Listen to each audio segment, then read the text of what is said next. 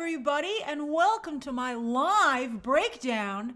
I forgot to put, here it is. There we go. Woohoo! Welcome to my live breakdown of the new Fantastic Four trailer. And as long as you're here, why not hit that like and subscribe button so that we can always talk about the newest and latest things that are going on in the entertainment space. So I forgot to do it yesterday. Let me please gift 5 memberships. Hey, Andrew.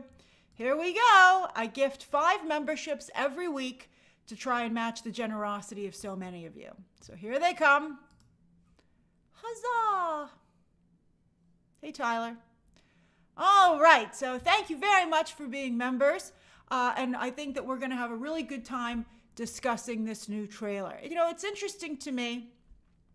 I do think that, Superman and Fantastic Four, which come out the same month, have really gotten a lot of attention online. They've really dominated the conversation.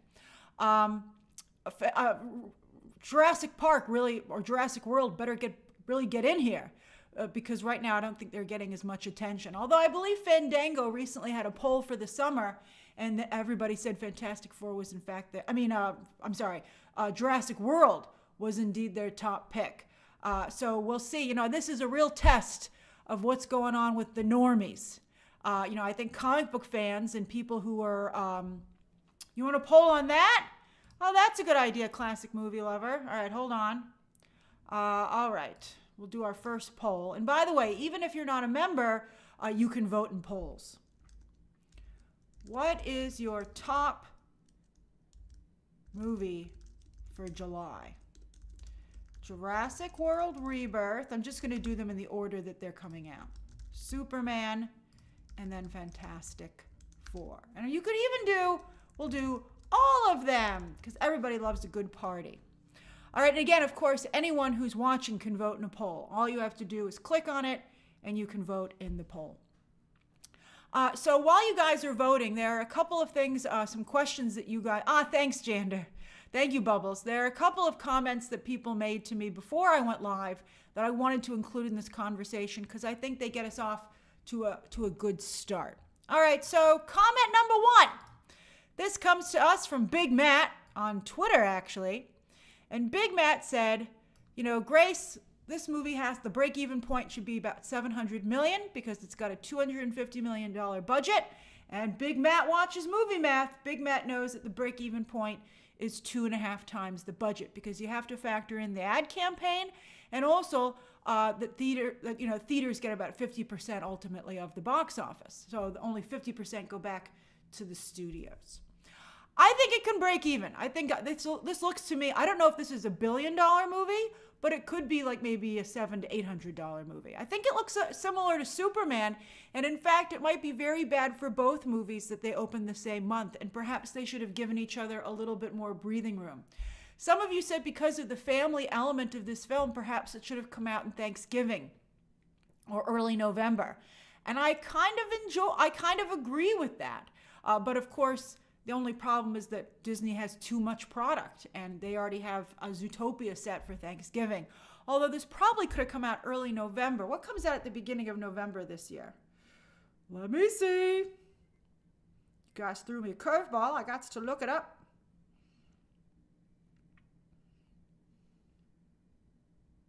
Oh, Disney has Predator Badlands there. Oh, what a mistake.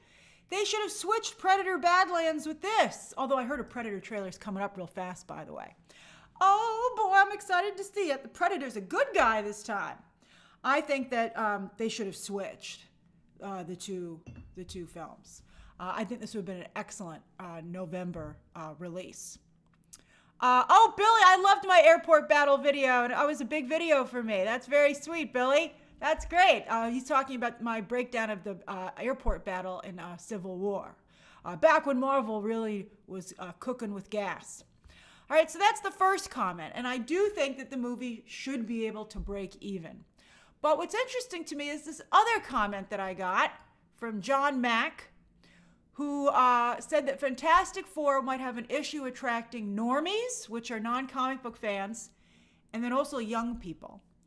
which of course are the driving force when it comes to movies, particularly in the summer, that under 24, well, it could be sometimes under 34, but 18 to 24, that's the demographic you really want if you're a studio. I think that's a potential issue. I think the cast here, for the most part, skews older outside of Joseph Quinn. And I also don't think they've put anybody in the cast who's particularly sexy. You know, there are no thirst traps here. Kevin Feige usually puts a couple of thirst traps in his movies, and for some reason he didn't do that here, which I think is interesting. I'm going to try and get to most of your questions, but I'm going to be going over this. This is a trailer breakdown, which is different than some other live streams. So there will be a Q&A at the end, just so you know. Pedro and Vanessa, I don't think they're thirst traps, to be honest with you. I mean, I certainly think they're appealing. Oh, Johan is, what is a thirst trap? A thirst trap is someone so sexy, they launch a gabillion tweets. You know, that's kind of what you're looking for there. I think Pedro has been a thirst trap historically, but I think he might be a scooch overexposed. Like, he didn't do anything for Gladiator, although his role was pretty small in Gladiator. And also, I don't think that he and Vanessa Kirby have a lot of chemistry, like romantic chemistry. You know, I think they seem very friendly, like they really are pals. But I'm not feeling, you know, I'm not feeling the burn, right? I'm like Namor. I see an opening for you. She lives a passionless life. You know? So I think, Namor, I'd be like, buddy, I think you got a real good chance. All right, so then I had another comment, but this next comment really helped me to understand this film. So I want to thank this person. TJ8080. TJ8080 left this comment, and I have to say it had a big impact on my viewing of the film. So TJ says, love this trailer. I'm 100% in now. As a comic book writer and artist, this felt more comic book to me. And I was like, oh yeah, they're doing Alex Ross. That had not occurred to me. And this is clearly very, very much inspired by the work of Alex Ross, particularly for the Fantastic Four. That suddenly it all starts to come into focus for me as a comic book reader and fan. Now I see what they're doing. Before I was like Incredibles, Incredibles, Incredibles. And now I'm like, oh, you're doing Alex Ross. Now somebody else did Alex Ross, who even though he is persona non grata right now with some studios, he still continues to be extremely influential on the comic book genre. And that's Mr. Zack Snyder. That's right, you got it, Guy Ty. Justice League. The Justice League movie poster before Zack Snyder got fired, which was just obviously one of the most tragic things ever to happen in Hollywood, one of the most dramatic for sure. But that was based on a very famous Alex Ross illustrated comic called Kingdom Come. And it was beautiful. It was really beautifully captured. So that's what they're doing. They're doing Alex Ross. Now we can understand it. Now I see the inspiration. And I don't know if that inspiration will sell tickets, but I get it. I think they definitely are comic book fans. And that's the foundation. If comic book fans can propel this to a big enough opening weekend, normies might be like, maybe we should check it out. And it's good it comes out. I think they should be playing this up in the marketing campaign, the Alex Ross inspiration. Alex Ross should be doing videos saying, oh, this is how I imagine the Fantastic Four, and these are some of my famous comic book covers. You know, I think that would be very helpful. Let me look at the poll because I want to start a new poll in a minute. Atmosphere, Alex Ross is just an artist. He's not a multi-hyphenate. All right, so there we go. What is your top movie for July? Well, we are on a Fantastic Four breakdown, and sure enough, 44% of you, that is the film that you're the most excited for. 23% of you are the most excited for Superman. 17% of you are excited about all of them. Hollywood's like, we love to see it. And only 14% of you picked Jurassic World Rebirth. How interesting that Fandango would come up at the top. Hijinks or, again, normies? Normies. I told you a number of normies that I know don't want to see Thunderbolts, but I wonder if they can be convinced to see Fantastic Four. I think with a little bit different casting. I think, back in the day, because, Marvel's been around for a long time, but they made a little movie called Solaris, which starred George Clooney. And was Charlize Theron in that movie? I know that I thought that, George Clooney and Charlize Theron would have been an excellent Reed Richards and Sue Storm back in the day. They would have been perfect. And I think this casting is only okay. We'll go through it. We'll go through it. But we're still not done talking about Alex Ross. So now here is one poster that Alex Ross did for the Fantastic Four. Because I wish they were playing up more. Yeah, that's right, Wanda's attorney. If they had gotten their first choice, which was Margot Robbie and Adam Driver, I think this would be a much hotter movie. And I think perhaps they should have, Marvel and Disney overall are both notoriously cheap. They don't want to pay anybody anything. Like right now, Halle Berry's like, well, I'm not going to be an X-Men, the new Avengers Doomsday movie unless you pay me, and they won't pay her. They're playing chicken right now about who wants it more.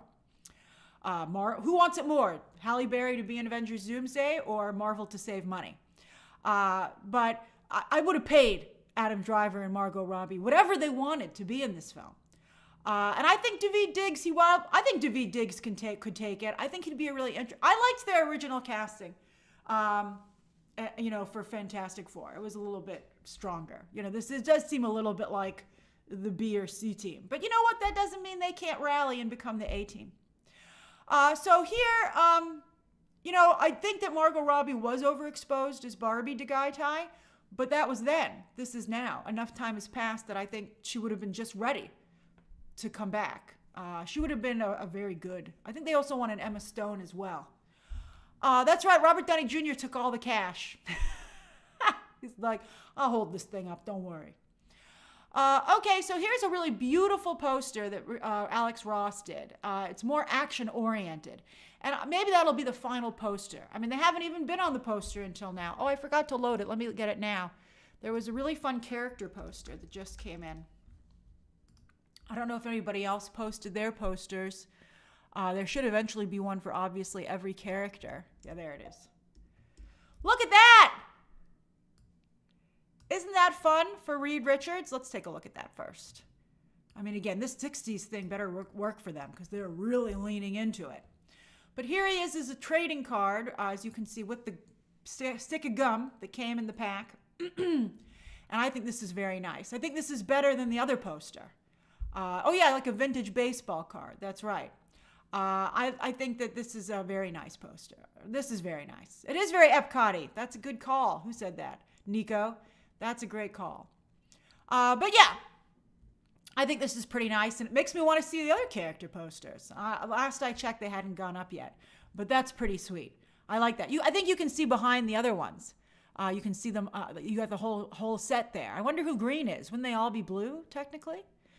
So that's very nice. This is, I think, a really nice character poster. All right, so I would have maybe liked something that was a little more action-oriented, but maybe that'll be the final poster. I would like something that really showed off their powers and less what they stood for and more what they can do. I think that would have been really cool. I would have preferred to see that. I'm wondering if the green card is Doctor Doom as well. We'll see if he shows up in this film. But I want to show you another Alex Ross cover. All right, now look at this one. Oh, do you not see the inspiration? This is an Alex Ross variant cover. Again, now that I know that it's Alex Ross, this movie just so much more comes into focus as to what the creative vision is. That looks almost identical to what we've been seeing. Right? It's like, now I get it. And I wish that, even here they're using the powers more. You can see that Mr. Fantastic's arm is stretching out to take the selfie, to take the photo. You can see that Sue is half invisible and that Johnny has, flame on. Flame on, bitches. Oh, Johnny. I love Johnny.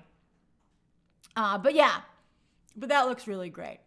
So yes, I'm curious though, what would be your favorite kind of poster for this approach for this movie? Okay? As you can see, one's old school. It really honors the time period that the Fantastic Four were introduced to the public in the 1960s. Or, kind of what they are today. So let me do a poll. And again, anyone who's watching can vote in a poll. What style do you think is best for the FF movie? 1960s comics homage, and then action oriented. Okay. And again, anyone can vote. Why not both, says Callahan? Well, I would prefer both. You know, I think that, again, they're not doing enough with the powers. And I mean, Johnny is doing the flame on, but I think they could be doing a lot more in this poster. I mean, they're just literally sitting there. You're literally sitting there. You're even having that poor robot Herbie waiting on you hand and foot. Go get your own damn beverage. Who's having a cocktail, by the way? Is that you, Johnny? Don't light it on fire. But yes, I would prefer, the Fantastic Four particularly serve themselves well for these action shots because Reed typically makes himself a little swirl. He swirls it up, baby. Then you've got Ben Grimm in the front as a big tank. Then you've got Sue usually being half invisible. And then John is lighting the whole thing on fire. All right, so we'll give it just a moment because I have another poll coming up before we go over the trailer. So much to discuss. All right, let me close the poll. Oh, I love this. 50-50. You're equally divided as to the approach that you want. It's technically 50 to 49%, but where'd that 1% go? It's 50-50. That's amazing to me, and I think that makes it a little bit difficult for Marvel to know what to do. It reminds me of the problem with Wonder Woman that we've discussed many times, where people are like, oh, I want Wonder Woman the teacher, or I want Wonder Woman the warrior, and they're just so divided. And so I guess Oasis is right, try to find a way to do both. So far, I don't see both in the trailer, but hopefully, they're working on the rendering. They're like, we're rendering as fast as we can, give us a break. All right, now the poll I want to do now is, which character do you like best so far? So we've got Reed Richards, Sue Storm, Johnny Storm, or Ben Grimm. All right, let's see how everybody votes. And by the way, once again, anyone who's watching can vote in the poll. Oh, the robot. I'm sorry, I only have 4 spots. I can only do 4. All right, so I know I might influence you a little bit, but while you guys vote, I'm going to tell you my favorites, okay? Star would be hilarious if it was 25% each. That would be great. That would be a wonderful situation for, as long as it's just not one person overall. I got to tell you, my favorite, Johnny Storm. What a rascally scamp. I love him in this trailer. I was surprised how much I like Johnny Storm. I thought he was really fantastic. I think he was, in my opinion, I don't know why they said those things about his character. They should have just left it alone because he felt so Johnny Storm to me as soon as I saw him. So I was like, why'd you guys say all that bad, scary stuff about him? So I thought it was great. Mika, he doesn't have to be a playboy to be a flirt. Maybe that's the change that they made. I thought he was extremely charismatic. He seemed very flirty to me. And I thought that was great. So I liked him a lot. Then I would also go with Sue Storm. There's one shot in this trailer which we'll go over where she looks absolutely stunning. And I wish she looked that beautiful in all of her shots. But I like Sue Storm. I think she's a cool character and she has a cool power set. So she's next for me. Then Reed. I like Pedro Pascal. I like Pedro Pascal a lot. I think he's got 2 problems. One, he's a little overexposed. He's in a little too many things right now. I respect him for getting that bag. He was out of work for decades. So he's taking as much work as he can. But I think it's hard to see the character now and not Pedro Pascal. Also, and the second problem is that he just doesn't seem like Reed Richards to me. He doesn't seem like a scientist. He doesn't have a particularly strong romantic chemistry with Vanessa Kirby. He seems almost held back in the movie. You hire Pedro Pascal to do what Pedro Pascal does best, and that's be silly and funny, and yeah, it's sad and defeated is a good description, Marduk. And, stoic is not. That is not, Pedro Pascal is not, that's not his strong suit, I feel. So I think he's just not totally clicking in the role. I mean, his hair looks fantastic. He's got amazing Reed Richards hair. And he, of course, has long rocked a mustache. But I'm just not feeling him. But he's not last. I would put the Thing, Ben Grimm, last. He's a little bit better in this trailer. But Ben Grimm to me is a tragic character, but never treated like a tragic character. And that's always just a little bit off. I mean, I've never been a big Ben Grimm fan. I know some people love Ben, and that's great, but he's just not, this is my ranking. All right, so let's see how everybody voted. Oh, it's pretty interesting here. Okay. Okay, so sure enough, the Storms are the most popular. Blondes do have more fun, at least in this movie. So Sue Storm and Johnny Storm are tied, 30% each. I think I affected that just a scooch. Some of you, I saw Sue Storm started out on top and then it evened out. Not by much. She was at 35% when you guys started voting. So they're even. So the Storms, pretty great. And I would agree. I think they're the strongest aspect in the film. And then, interestingly enough, right behind them are Ben Grimm and Reed Richards, also tied at 20% each, basically. So, but it's pretty evenly divided, which I think is pretty great for the film, that everybody would have a favorite. Okay, so let's break down this trailer. All right.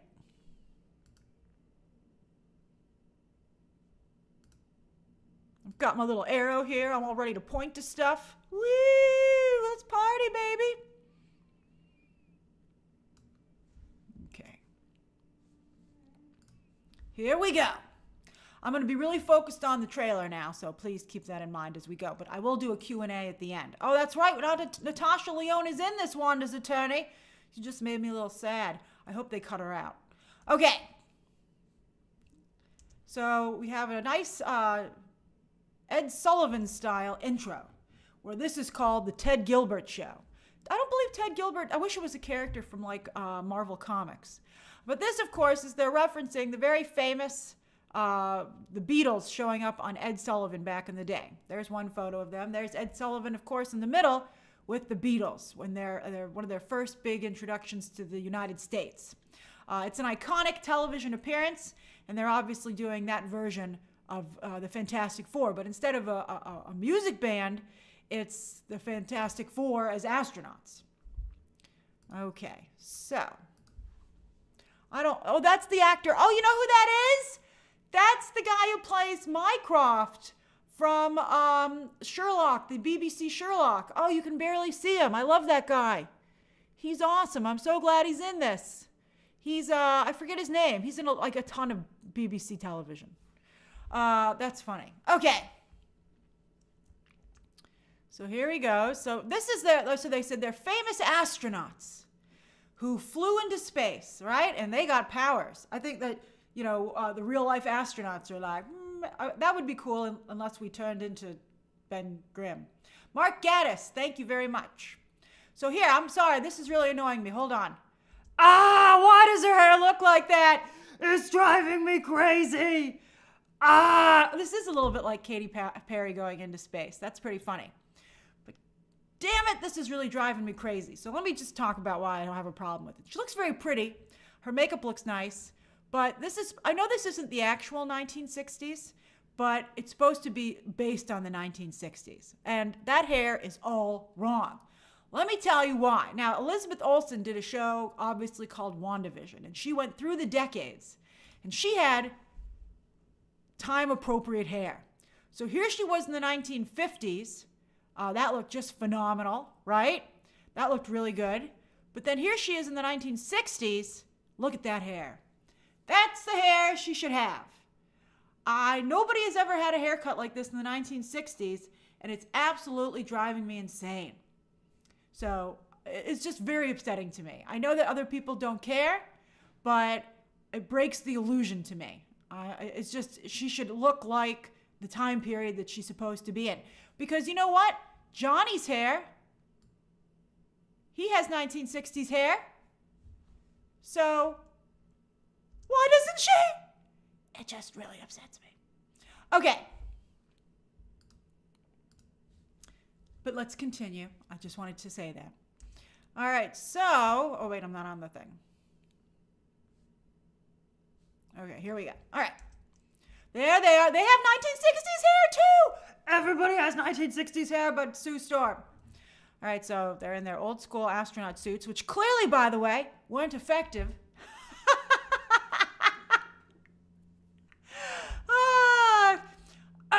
Ben Grimm in particular should be like, I have a complaint about the uniform. It was supposed to protect me from space, and it did not. Okay. Like, these looked ridiculously thin. So, there's the spaceship. I think that some of you, I saw that Atomsphere said it looked really cool. I wouldn't go into space in that thing. I'd be like, you clearly designed this for aesthetics and not function. And again, they came back with some problems. I think it's very funny to reference this to the recent Katy Perry, Gayle King space thing. That's hilarious. If I were Marvel, I'd be like, I'd talk to my cast members and I'd say, if I put you in one of those little Jeff Bezos pods, would you do it? How much does it cost? People said it was a lot of money. But I'd be like, well, how much? You know, again, Disney is notoriously cheap. But I'd be like, I think it would be pretty cool. Like, instead of, I'd be like, I'm going to take all the money I would have spent on a premiere, and I'm going to instead put you in space. That's what I would potentially do. It's $250,000 each, Mika? Let's do it. Sold. I'm already texting Bezos. I think that's a great idea. I actually really like it. Okay, especially after how well it did for Katy Perry. She trended all day. That bitch trended all day. Okay. Yeah, Tom Cruise is going into space.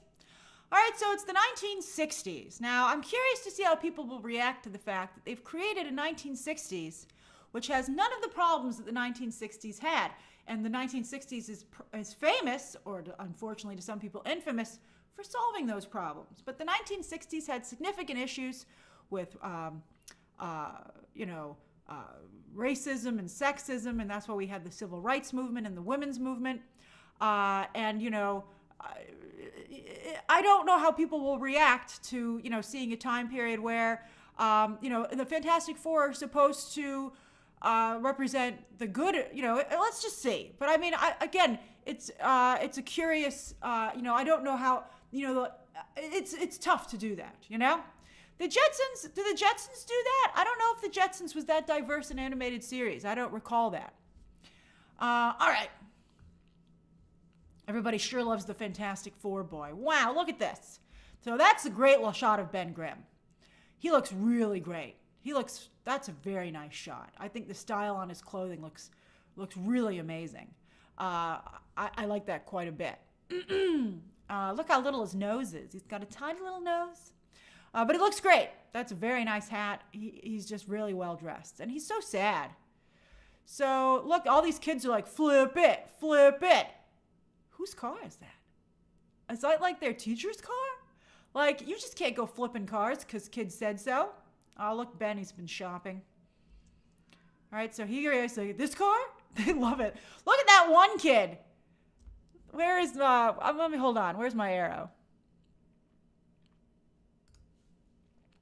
Look at this one kid. He's so happy. I'd go and look at these reactions. These kids are good actors. Okay, so Mr. Incredible did flip a car, Ross, but, he was supposed to be doing it for a workout. So he looks great. His teeth look great. Great teeth. Okay. Don't flip it on those poor kids. So look, so everybody's so happy. This is such a wonderful 1960s. Look, even the police are beloved and wonderful. It is definitely a different 1960s. Okay, so everybody just gets along. Everybody's just kumbaya-ing it. Everybody loves everybody. So they want to see the news. They're like all thanking the Fantastic Four. Thank you, Fantastic Four.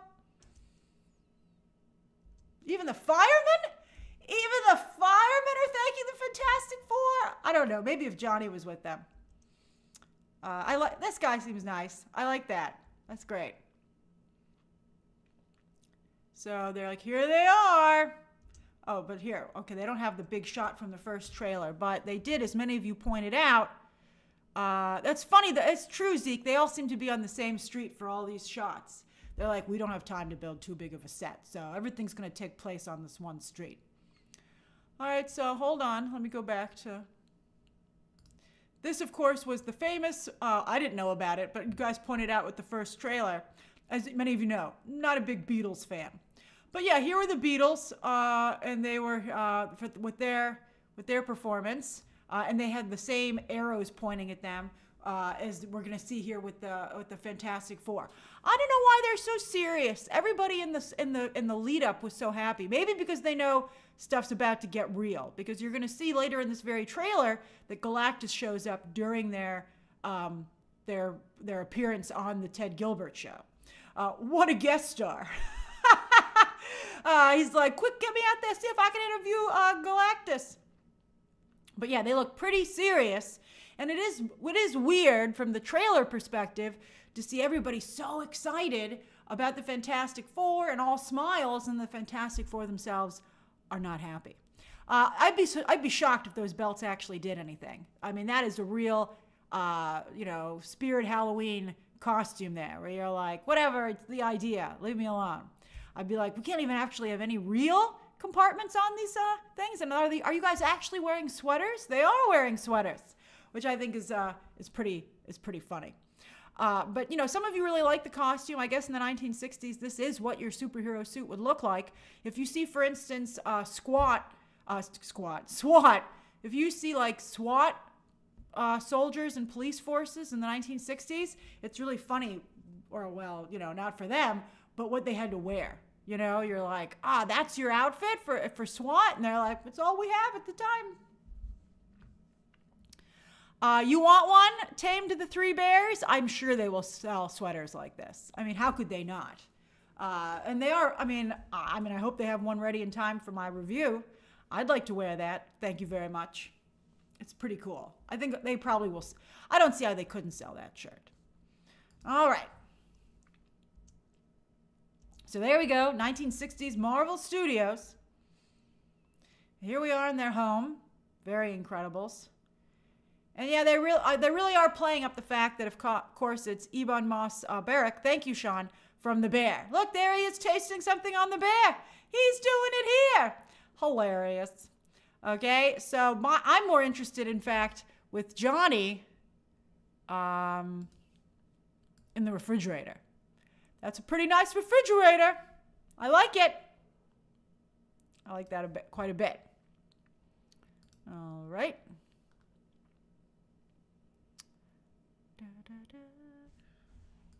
So we have a pretty key scene coming up here. By the way, look at this product placement.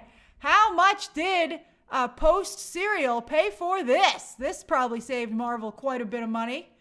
Look at that. You got Lucky Charms, an old school. You're going to see here in just a second. Kix. Wow. Oh, General Foods. Sorry, General Foods. That is a huge product placement for them. That's incredible. I'm sure they paid a couple of $1 million for that. That's amazing. Wow. And Kellogg's is like, why aren't they having Rice Krispies? No. Johnny's so a Rice Krispies guy. And they're like, no, he likes Lucky Charms. Although a lot of you guys apparently are looking at the fruit basket. Specifically the peach. That's hilarious. Okay. All right. Johnny Storm is very much like a Nightwing character, of course. Yes, they're both very similar. So he wants some cereal. Here we go. And he looks great. He looks great there. I mean, he does look exactly like Robert Downey Jr., by the way, to like an uncanny degree. He looks like so much like Robert Downey Jr. Like he could be cast to play young Robert Downey Jr. or young Tony Stark. So maybe perhaps when they do their scenes together, with Robert Downey Jr.'s Doom and then Johnny Storm, it might be like, you guys look exactly the same. That's true. They have similar voices. Zeke, they carry themselves in similar ways. They even have similar hair, the way their hair comes in. That's a nice shirt too. I agree with all of you. This is like the Fantastic Four Home Shopping Network. I'll take it. So they look pretty nice here. All right. And so he says you're late because they made a big deal in the first trailer that they always have dinner on Sunday nights at a specific time. And I don't know, this is a little bit of a corny joke, but that's a very nice red sweater on Vanessa Kirby. So, says you're late. I don't know why her hair changes all the time, Vitor. It's weird. They're doing a lot of time jumping, you're going to see. And then Ben picks it up. He gets what they mean by late, as in she's late. And, you can sense a little bit of a vibe between Sue and Ben. I just don't understand really the approach that Pedro Pascal is taking here. He just seems so helplessly lost. But maybe that is what Reed's like outside of his science, outside of his work. And he gets it, and he says, you're pregnant. You're pregnant. Just like, so look at that reaction. And her brother's so happy. He says, you're going to be a great mom. And he makes fun of Reed. He's still Robert Downey Jr. It's actually kind of weird, right? You're like, oh, that's Robert Downey Jr. And look at that. I like this shot of them saying we're going to be great uncles because, of course, that is the way that the Fantastic Four operates. But this really nice shot of Johnny and Ben reminded me very much of this famous Alex Ross cover of the Human Torch and the Thing. And I just think that's really great. Isn't that a nice, they really do feel like that. I'm telling you, thank you for those of you who pointed this out because you've really helped me connect more to the movie and what it is. So I like totally get it now. I really feel they're doing themselves a disservice by not making that clearer to everybody. But that's pretty nice. All right. So they're really nervous about having a baby. Look how big that bathroom is. Do they all share the same bathroom? Although that's their master suite bathroom because she has her makeup table in there. That's pretty nice. Do I get a Fantastic Four paper doll house?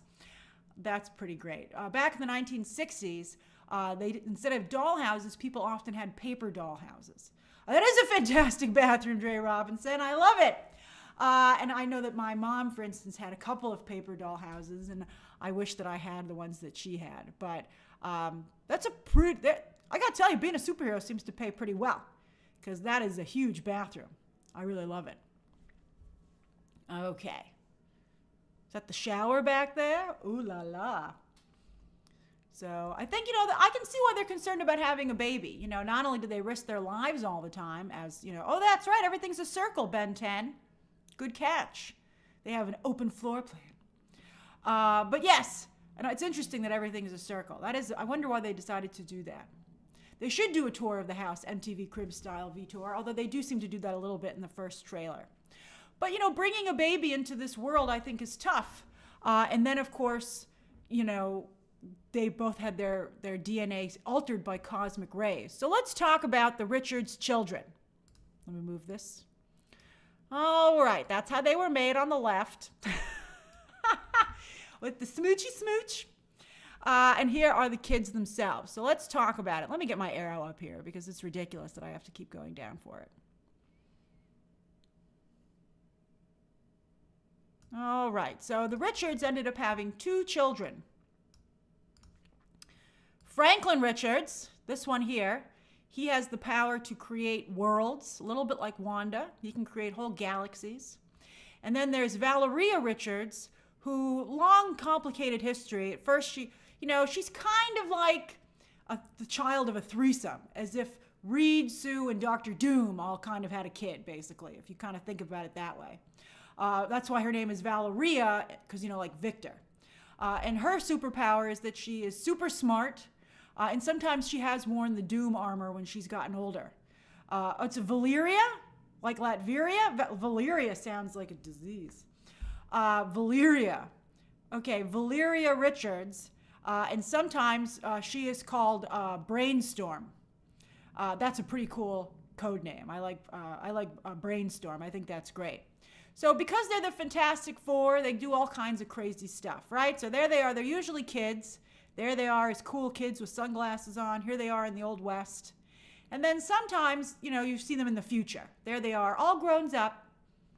And, basically he's Johnny Storm with a beard. He's like if Johnny Storm and Reed Richards combined into one, they would be Franklin when he gets older. Atom Sphere, I'm glad we could fill you in on this stuff. Now, what I've heard is that Franklin is the child in this movie, and he does indeed create universes. And, Reed is all blaming himself.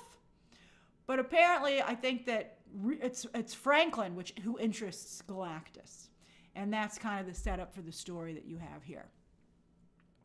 I agree, Mika. I wouldn't have jumped to the kids so early, but that's what they decided to do. I think it's a mistake. Okay, so let's keep going. This July. Oh.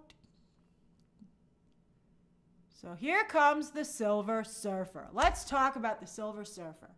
Very big character, very controversial.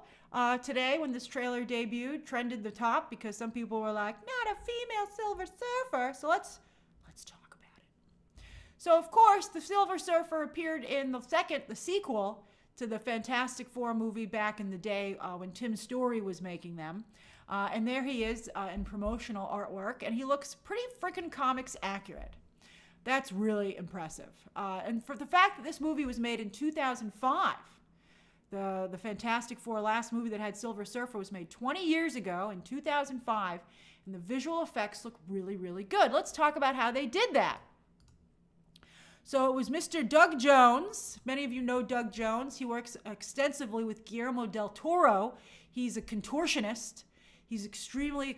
was this 2007, the sequel? My bad.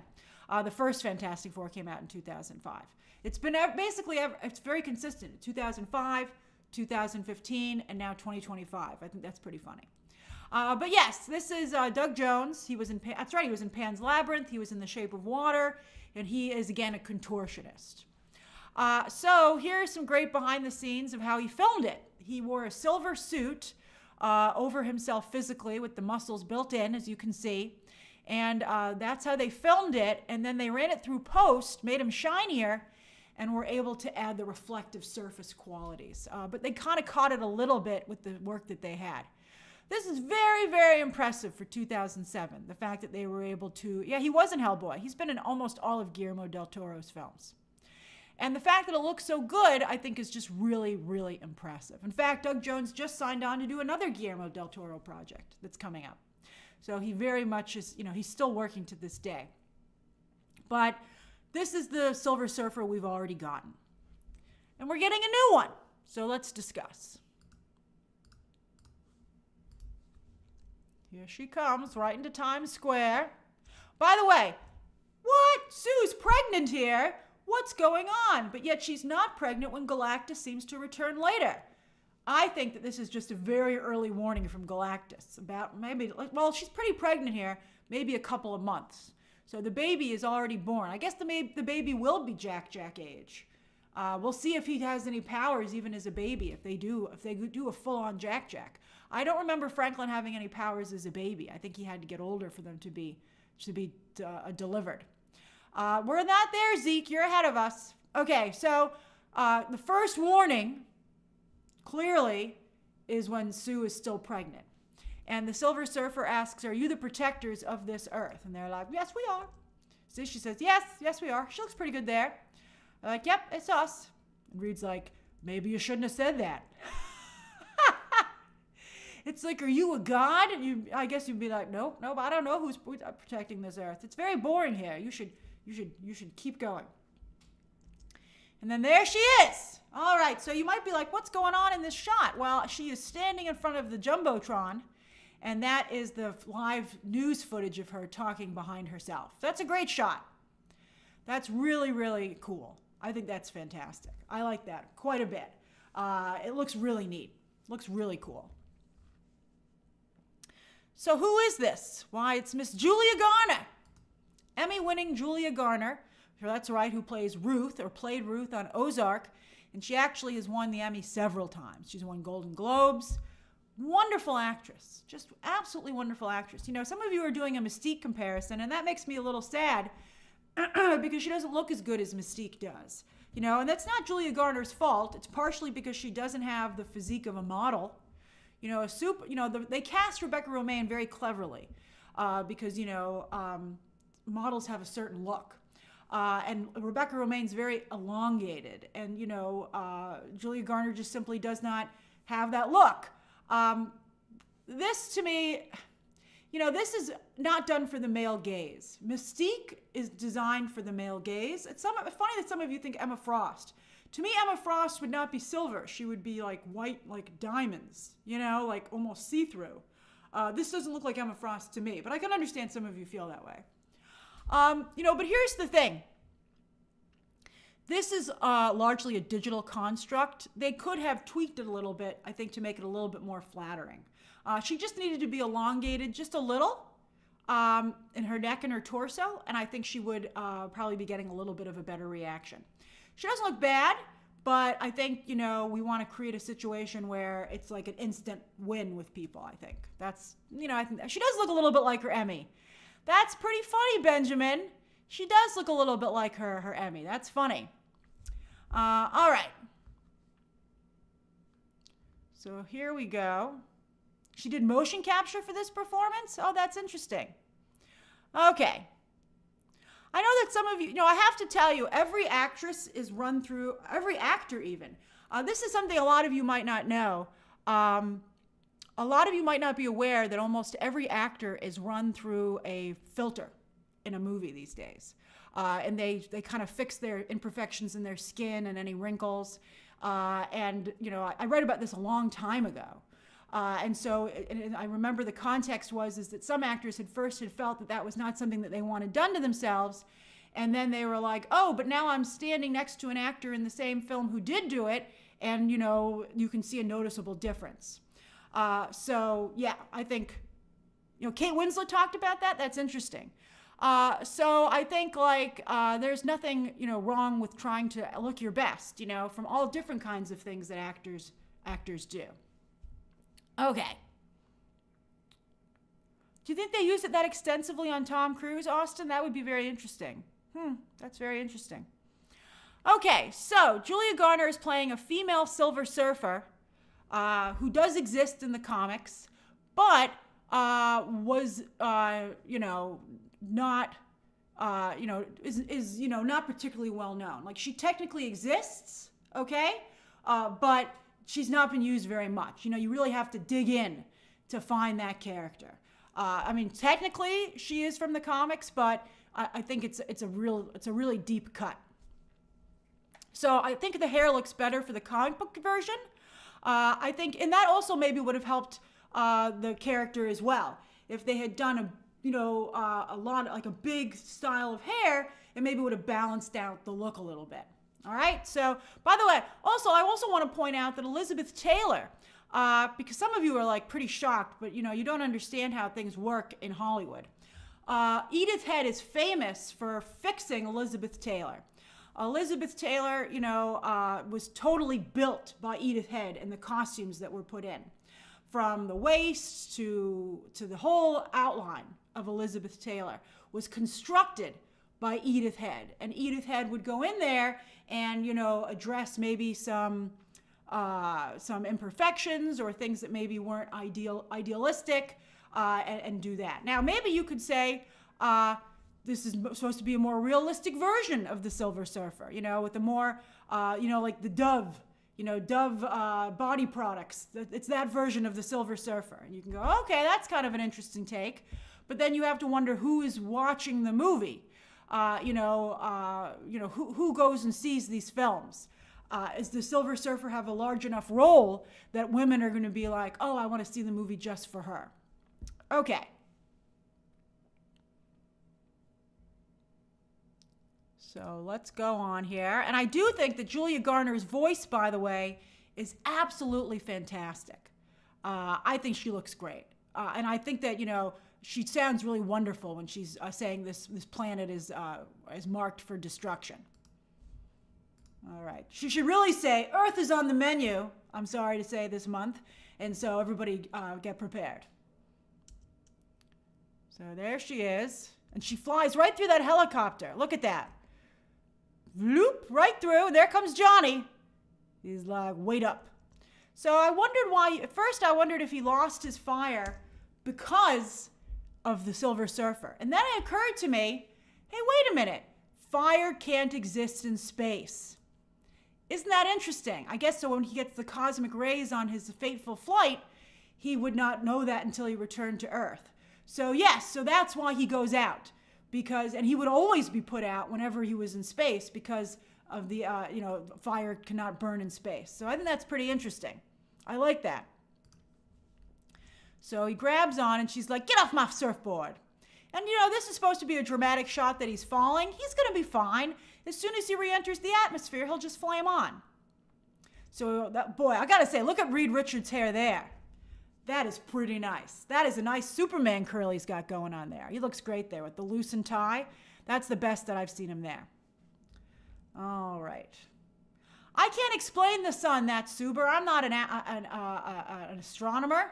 I mean, the sun is like on fire internally, and I think the sun flames only are around the sun, so perhaps the sun has its own atmosphere. I mean, fire can exist on Earth, right? I mean, I don't know about the atmosphere and space and stuff like that. I just know that you can't have flame in space. Oh, Mystic says it's radiation. Oh, that's not good. All right. So he's like, I accidentally called space. He said, I stretched the bounds of space. Again, get it? Get it? And they heard. Okay, so everybody's scared. Ooh, Galactus. So, by the way, this is fantastic. This is the Future Foundation. This is a really nice shot. I would like to point out to you several things here. Where'd my arrow go? Okay, so first off, Sue Storm is not in her spacesuit. So I wonder what's going on here. I wonder why she is not suited up like the rest of the team. So you can see her here in some different kind of outfit. And then also, that's right, Paul, where's the cafeteria? I don't think she's still, because she's pregnant? Oh, maybe that's why she can't go on missions. But I guess she could go out to dinner that evening, so that's interesting. But look, the Future Foundation have little costumes on, and they have costumes on just like Walt Disney ambassadors used to wear back in the 1960s. Isn't that interesting? That costume on you can see it over here as well. Future Foundation employees looked like just like that same costume. Now, this is a very famous video where Walt Disney was introducing some Disneyland concepts to one of the ambassadors. And this is, I just want to tell you a side note, this is a very interesting video to me personally, because I watched this video many years ago at this point, many years ago. And it was, thank you, Faye. And I was shocked. It was so bizarre. I'm a big Walt Disney fan, not just the company and what he created, but the man. Yes, that's right, Zeke. This is available on YouTube, and that's where I believe I saw it many, many years ago. But he was so dismissive and talked down to this woman, like not in a mean way, but just because of Walt Disney was not a perfect man. I think he was a very well-intentioned man. I think he was a great man, but he was also very much a product of his time. That's right, Zeke, very much a product of his time. And I was shocked to see how he spoke to this woman. And it was really, it was a moment that I'll never forget because he had been my hero up until then.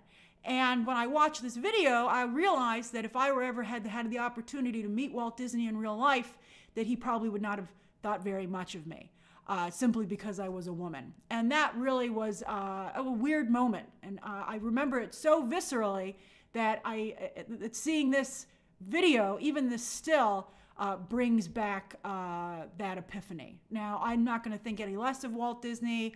I'm not going to think less of his accomplishments. But again, that's why it's so weird to see a 1960s being portrayed where none of that exists. And, I don't know, I as a person who was affected by that, I'm not sure if it's a good idea. Because the change that we have today only came about because people saw this stuff and felt that it was wrong. So if you pretend that it never existed, I think people don't understand the importance of having gotten rid of it.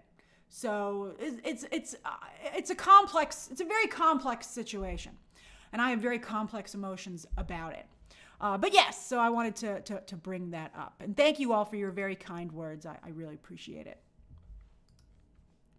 All right, so the general public is upset. And so this reporter, getting his Clark Kent on, says, are we safe? Are we in danger? Are we safe? And, they're like, it's not looking good. I mean, like as I said in my trailer reaction, read the room. I mean, when your heroes look this upset, it's pretty bad. So you can see Reed Richards is honest and says, I don't know. And you're like, that's not good. That's not good that he says he doesn't know. He's supposed to know everything. So yeah, he's like, well, I don't know. Stop asking me these questions. This is annoying. Okay. So next. So yeah, he's like, I can't even do the math on it, and there's not enough time. Yeah, I like Pedro Pascal, but he's just miscast in this role. I feel a little bad for him. I feel he's inhibited in his performance. So yeah, we'll see what's happening. They seem to be coming back. That's their same ship. And so the baby's been born, and it has a little space thing of planets above its crib, which of course is very appropriate. And they're looking at the baby, and they're like, we just can't give this baby to Galactus. I don't care how hungry he is. Nom, nom, nom, nom.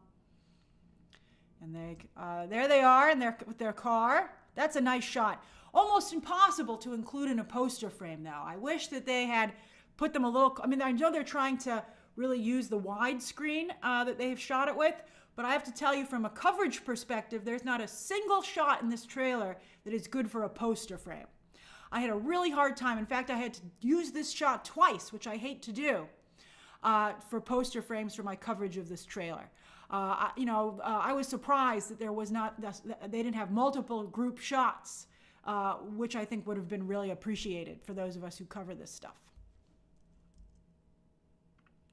So, wow, that's cool. I have to say, Julia Garner's movements are very impressive, even though, again, this seems to be motion captured. So she is technically an animated character.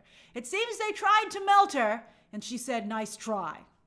So that looks great. She looks a little bit better there, I think. She knows her angles. She knows how to stand. Tyra Banks took her aside and told her what to do. That's another reason that they hired a model to do Mystique. Because models, well, this is an interesting thing, and that I learned from Tyra Banks, by the way, watching America's Next Top Model when I was growing up. So Tyra Banks pointed out that models are supposed to be very aware of how they look and how they're moving, because that's what they do for a living. They pose. But that self-consciousnness really hurts them as actors, because actors are supposed to be very organic and not at all self-aware. So it's really creates a problem. So that's one of the reasons it's so hard for models to become actors and for actors to model. There are two different skill sets which should be respected. But so I think that maybe they should have thought of that for this movie. And, I don't know how complex this role is. That's interesting, Scores. I think Gal Gadot just is a horrible actress. She just can't act. Not everybody can act. But that might be part of it. She's certainly very beautiful. And I think that Gal Gadot benefited from when she played Wonder Woman. She was supposed to be a character who was a fish out of water. So, that she felt a little awkward and stilted worked for that. That's right. Who said that? That's right, Malik. Zendaya is very good at both. There are some people who can do both.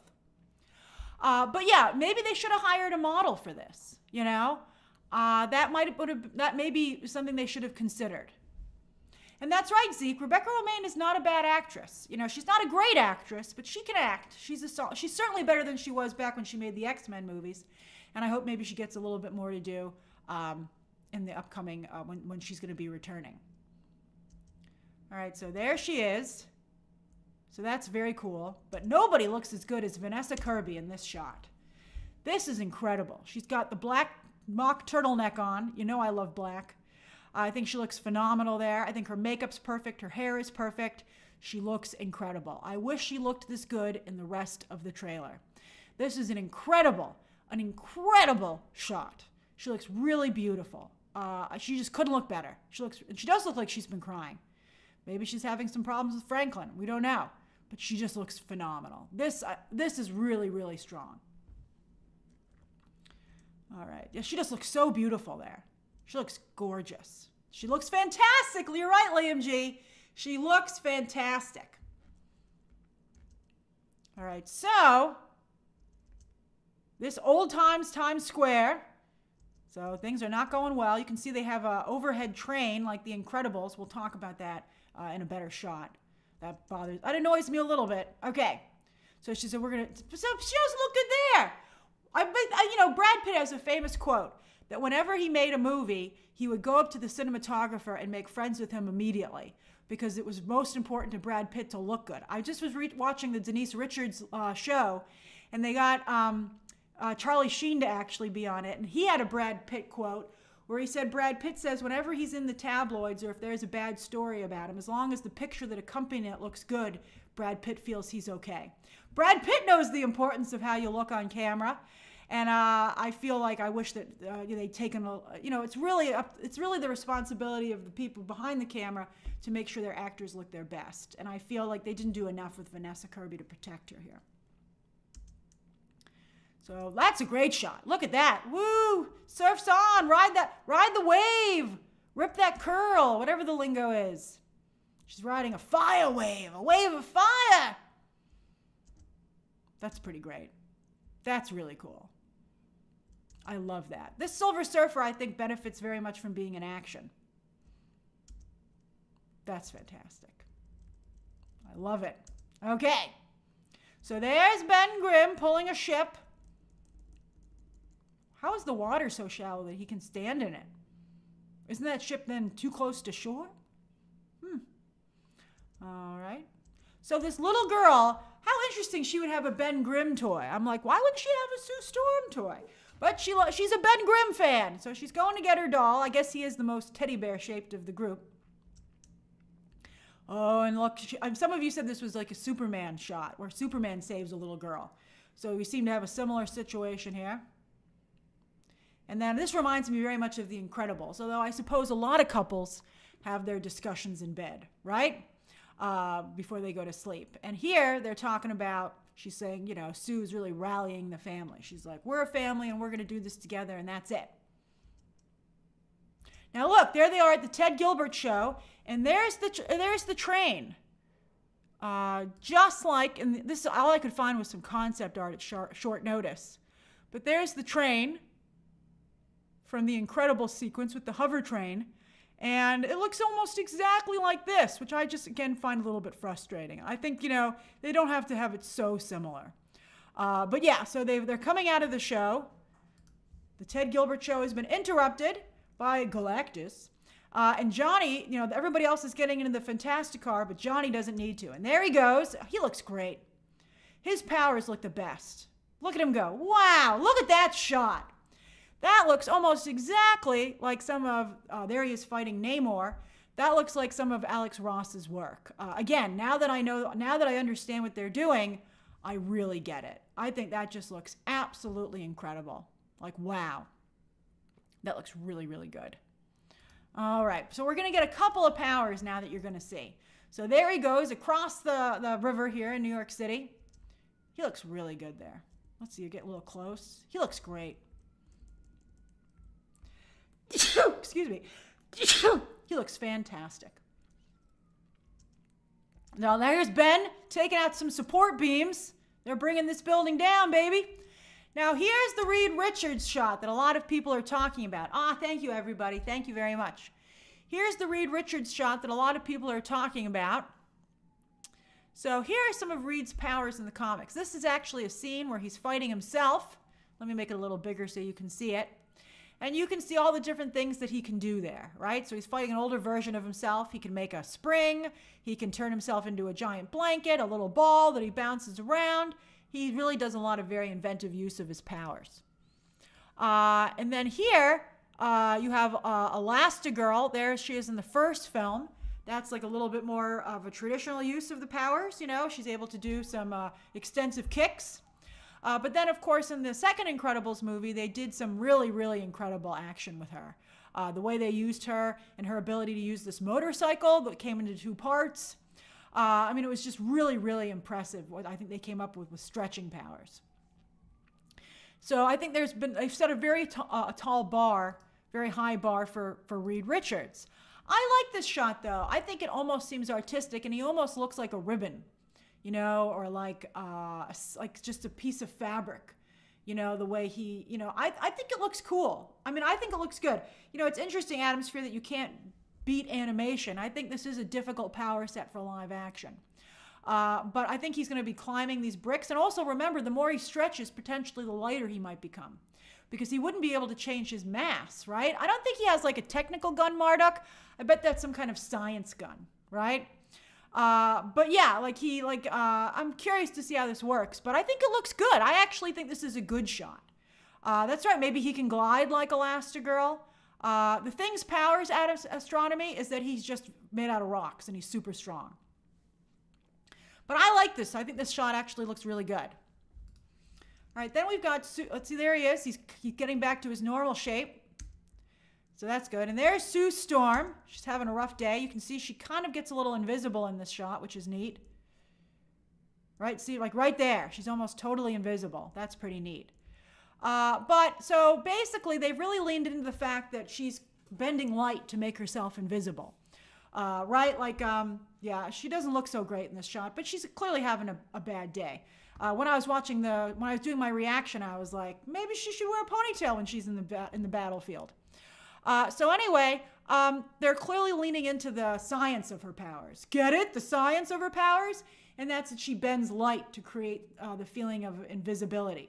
But I think everybody likes to think that she has an invisible force field, and that she can create. She doesn't what's her power? That she bends light? That's right. Adam Sphere. In the comics, Sue Storm's powers often drain her energy quite quickly. I don't really want to see her fainting all over the place, so I hope this is just like a really bad day in particular, and that's why she's feeling so weak. But in the comics, she can control an invisible force field, and she can either cover herself with it or make a bubble. Or another thing that she likes to do is have these discs that she can fly around on. I wish that we haven't seen her do any kind of flying whatsoever in this movie. Hopefully, maybe they're saving it for the film. Although I don't know how much flying and disc floating she did in the original comics. This might have been something they invented later to give her more to do. I hope I hope that this is included, because I think it's something that people are hoping to see with the character. So I would be frustrated if she only could make invisible force fields and make herself invisible. That's right, JT. She really is cut from the same cloth as Adam Eve and Jean Grey. It really is a form of telekinesis, but it just happens to be invisible. Maria says, what does flying have to do with bending light? See, exactly, Maria, because she doesn't bend light. She has invisible force fields. That's the difference here. So the question is, what is the power? Is it that she bends light, or that she can create invisible force fields? And it's supposed to be invisible force fields that she can apply to herself, that she can create of any size and any shape. So the bending light doesn't work because it significantly would depower her. So we'll see what they decide to do. Okay. So there we go. Woo. And he says, we will protect you. He doesn't, I don't know if I want someone saying that in a sad way. I'd be like, oh, this is where I want you to be ridiculously overconfident. So, I mean, that's interesting. I don't know. I think that this is a sensibility that doesn't exist anymore. I think that back in the 1960s, I don't know how you guys feel about this, but a long time ago, people did believe in the powers that be. The government, the military, teachers, doctors. There was a sense that, executives, there was a sense that people got to a certain point because they knew what they were doing. And so that they really, you could believe in them and you could trust them. That's right, experts. There was this thing that used to be called experts. But I think that these days people don't totally trust in experts anymore, particularly because so many people just declare themselves an expert, even though potentially they aren't. So I think that I don't know, like there's just such an unabashed faith in the Fantastic Four in this trailer that I don't know if people today can relate to it. Perhaps the hope is that they will long for the days when they could. But I don't know. And it's tough. It's a tough call. It's a really tough call. So there it is, the Fantastic Four. First steps. And then here, speaking of steps, here comes Galactus. Oh, look at his little foot. Okay, so there he is.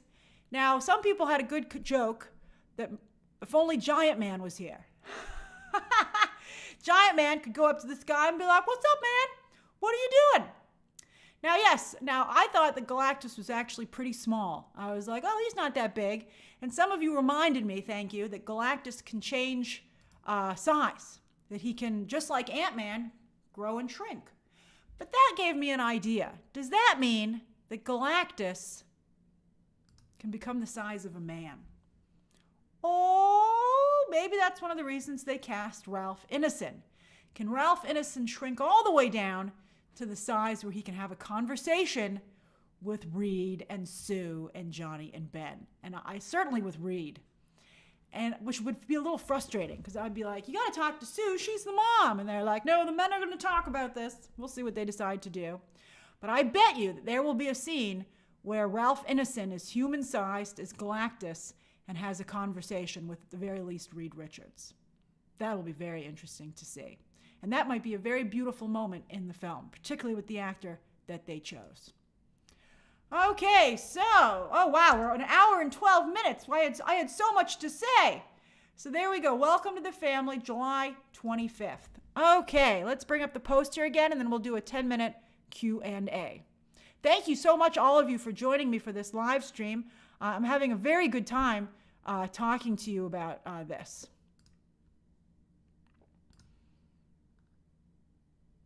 Where'd the Q&A go? There it is. Let me move it. Now it's over the live. All right, we'll do 10 minutes, which means till, come on, phone. Okay, 4:16 till 4:26. Okay, Think Noodles says, Grace, do you see a billion? I spoke about that at the beginning of the live stream. I don't see a billion, but I do potentially see high 700 to 800. Devin says, Grace, they're going to have a nanny. Who is going to watch Franklin? Well, it's going to be Herbie. I mean, Agatha has done it in the comics, I believe, sometimes. So that would be fun. But I believe it's Herbie. Oh, Zachary wants a poll on the trailer overall. Great suggestion. What did you think of this trailer? Loved it. Very strong. Not bad. And then didn't care for it. Okay. Anybody, by the way, who's watching can vote in a poll. You don't have to be a member to vote in a poll. Hey, Kyle. Thank you. Threeville says, I think what helps Elastigirl is her speed. That's a great comment. That's right. And I think we've not been able to tell that so much about Reed. Reed is very deliberate. He's a thinker, so that might actually slow him down. That's a great comment. I don't know about a new trilogy, Adam Sphere, because obviously they're going to have to come to our cinematic universe after this. So I think that's tough. I don't know about an Agatha cameo, and I'm not sure if they're going to be setting up, I think the rumor is that Doom will show up at the very end, so we'll see. Just Blaze Disney says, why is Superman's marketing so lackluster compared to this? I don't know. Tomorrow's Superman Day. They better do something. I'm going to be really shocked if they don't have anything for that movie. Oh, Rashad sees a Billy. That's great. That would be wonderful if it played all the way through August. LP, the baby will be Franklin Richards, who is a very, very famous character in the comics. Chico says, what's going on with Vanessa Kirby's accent? Is she American or British? She's Dorit. She has like a pseudo, speaking of Madonna, a pseudo British accent. She has like, I think they like to call it an Atlantic accent. Katharine Hepburn used to have it back in the day as well. Denzel says, would you release another trailer? You think that it needs, I think it needs an action trailer. I was very disappointed that for the last Thunderbolts trailer, that it was just more of the same. I think that you need, this was a good second trailer, and I think you need a third trailer if they're going to do it, which shows just a little bit more action that makes it seem like it's going to be like have some cool action in it, and I think that would help. If the third trailer is not going to have that kind of a situation, then they shouldn't bother to release it. Thanks, Jesus. That's very flattering.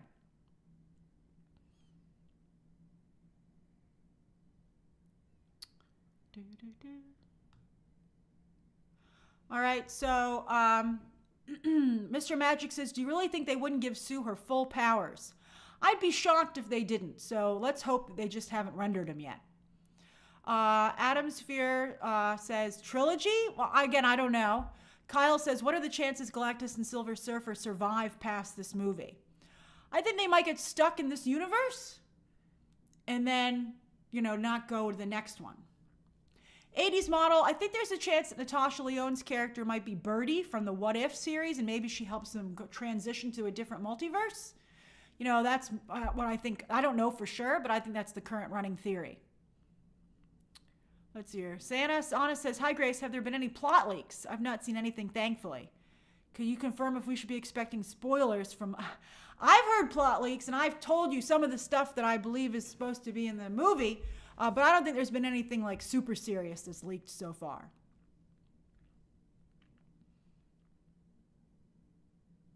Zay does not see a billion. Interesting.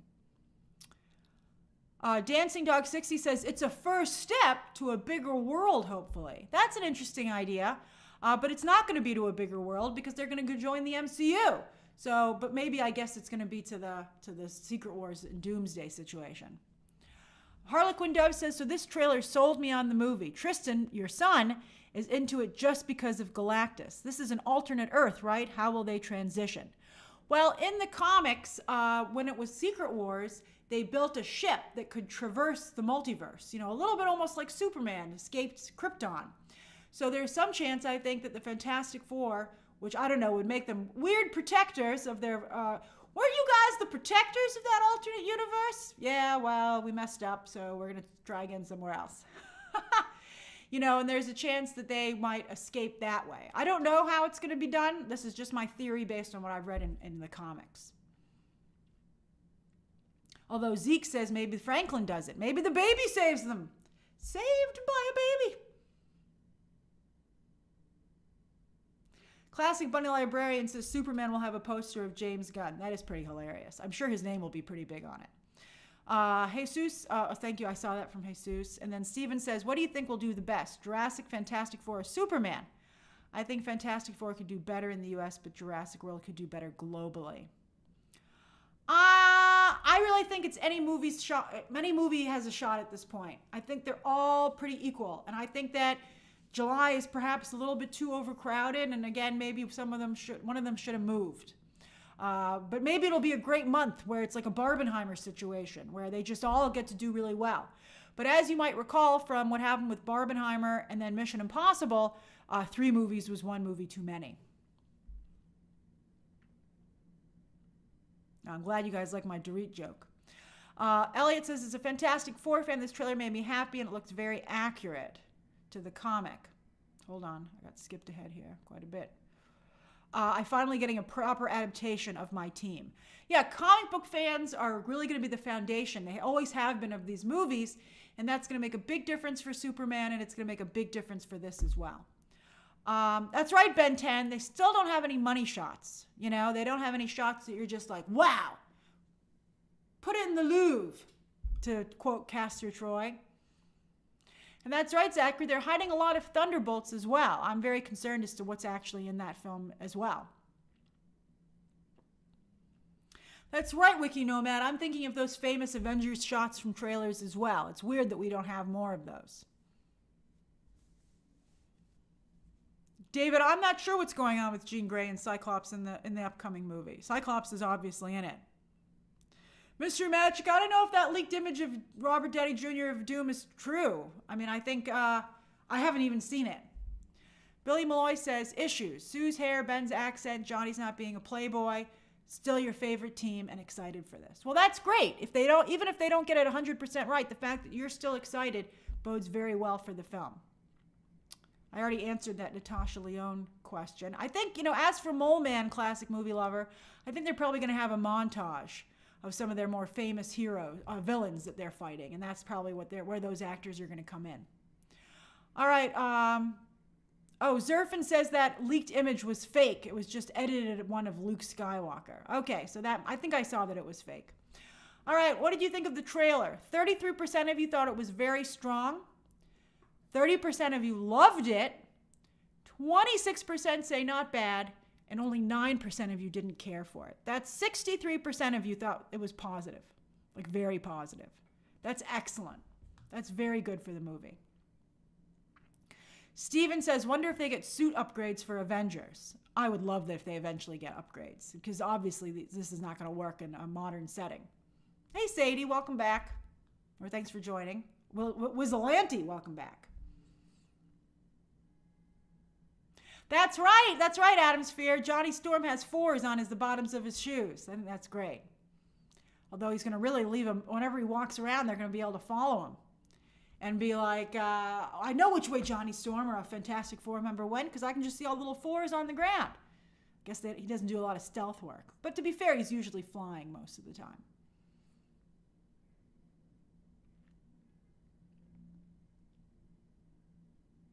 Sabian says, when did tickets go on sale? Probably after Thunderbolts opens, because they don't want you buying Fantastic Four tickets. They want you to buy Thunderbolts tickets right now. So they'll wait. That's right, Mystic. There's nothing in August, which could benefit this movie, because it opens at the end of July. That's a great thought, that maybe the first steps are Franklin's, and his first steps are into a new universe. I like that a lot. Dancing Dog 60 says, yes, this doesn't look like a Minecraft $600 million. What are you talking about? Minecraft's already at $600 million. Minecraft, let me see what Minecraft is right now. Minecraft, I think, might have already passed that. Oh, it's at 570 currently. I think Minecraft's going to get a little higher. Don't be negative or disparaging about Minecraft. Minecraft made a tremendous amount of money and really has saved the movie business. Vanessa Kirby has 1960s Prel shampoo hair. I remember Prel. My mom used to use Prel. That's funny. And I think for a while when I was growing up, they were still selling it. That's funny.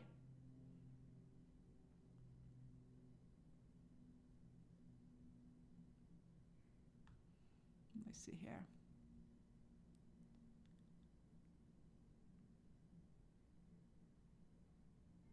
Dylan says that Joseph Quinn has already confirmed that there is a suit upgrade for the Avengers. Oh, that's what I'm talking about.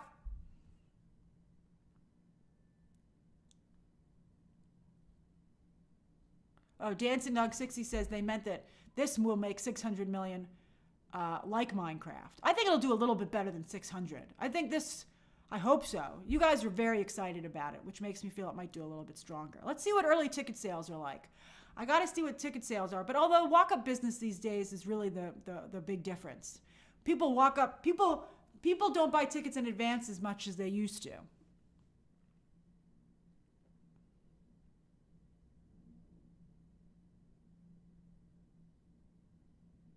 Zeke, I don't think Superman's going to necessarily flop, but I think I could see all these movies coming in under $1 billion.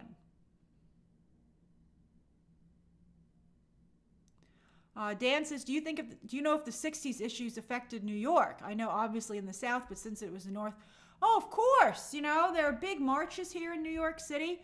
And I want to be fair, not only was it rights for people of color and women, but that was also a big period for LGBT rights, particularly in New York City. Christopher Street and all those things. It was a really important time. And I think pretending that that time never happened and that everything was already hunky-dory, I don't know how I feel about that.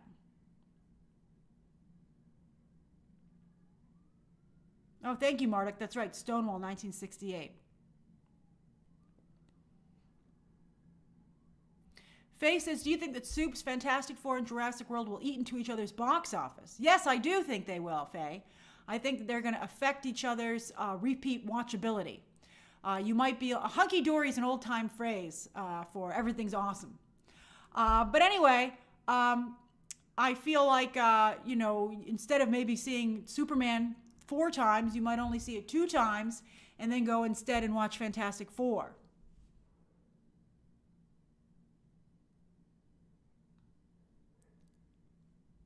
And then Steven says, what July films will get a China release? Probably Jurassic World. That's the one I think they probably will get. Yeah, Art Lover. I like you, Art Lover. You're so iconic, but if you want to do Hunky Dory, go ahead.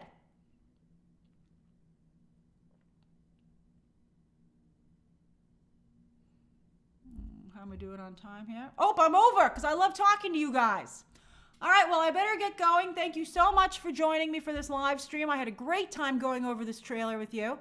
Atom Sphere, it's not no China releases, but it's they're going to just pare down the films that they let go over there. They're still going to let a couple in. But thank you so much for joining me. I had a wonderful time with you as always.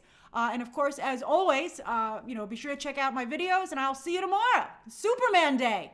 Hopefully James Gunn will deliver. Okay, everybody. Bye-bye.